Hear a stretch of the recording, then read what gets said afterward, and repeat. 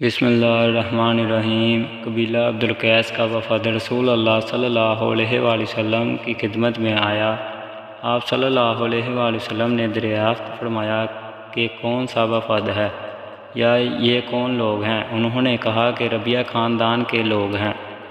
آپ صلی اللہ علیہ وآلہ وسلم نے فرمایا کہ مبارک ہو قوم کو آنا، یا مبارک ہو اس وفد کو جو کبھی نہ رسوا ہونا، شرمندہ ہو۔ اس کے بعد انہوں نے عرض کیا کہ ہم ایک دور دراز کونے سے آپ صلی اللہ علیہ وآلہ وسلم کے پاس آئے ہیں، اور ہمارے اور آپ کے درمیان کفار مضر کا یہ قبیلہ پڑتا ہے۔ اس کے خوف کی وجہ سے ہم حرمت والے مہینوں کے علاوہ اور ایام میں نہیں آ سکتے، اس لیے ہمیں کوئی ایسی قطعی بات بتلا دیجیے کہ جس کی ہم اپنے پیچھے رہ جانے والے لوگوں کو خبر دے دیں اور اس کی وجہ سے ہم جنت میں داخل ہو سکیں۔ تو آپ صلی اللہ علیہ وآلہ وسلم نے انہیں 4 باتوں کا حکم دیا اور 4 سے روک دیا۔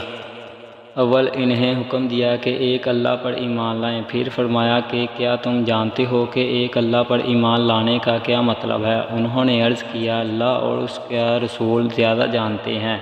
آپ صلی اللہ علیہ وآلہ وسلم نے فرمایا ایک اللہ پر ایمان لانے کا مطلب یہ ہے کہ اس بات کا اقرار کرنا کہ اللہ کے سوا کوئی معبود نہیں، اور یہ کہ محمد صلی اللہ علیہ وآلہ وسلم اللہ کے سچے رسول ہیں، اور نماز قائم کرنا، زکوٰۃ ادا کرنا اور ماہ رمضان کے روزے رکھنا، اور یہ کہ تم مال غنیمت سے 5واں حصہ ادا کرو، اور 4 چیزوں سے منع فرمایا، دبا، انتم اور مذفت کے استعمال سے، اور چوتھی چیز کے بارے میں شعبہ کہتے ہیں کہ ابو الحمزہ بسا اوقات نکیر کہتے تھے اور بسا اوقات مکیر۔ اس کے بعد رسول اللہ صلی اللہ علیہ وآلہ وسلم نے فرمایا کہ ان باتوں کو یاد رکھو